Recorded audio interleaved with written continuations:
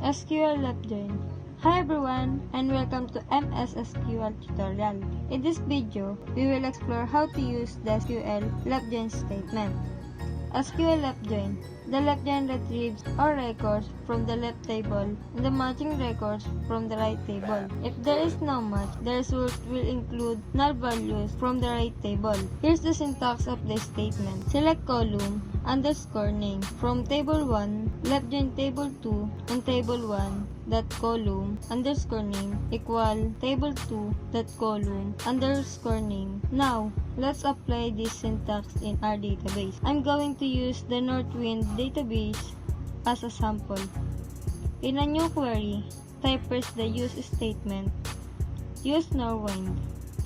Now, let's perform the query for left join. Select customers that customer name, orders that order ID from customer left join order on customer that customer ID equal orders that customer ID order by customer that customer name. You can click the execute button or the F5 button located on your keyboard to execute the query. As you can see, the table contains all customers even if they don't have any orders. If a customer has multiple orders, and that's how you can see the left join statement in SQL.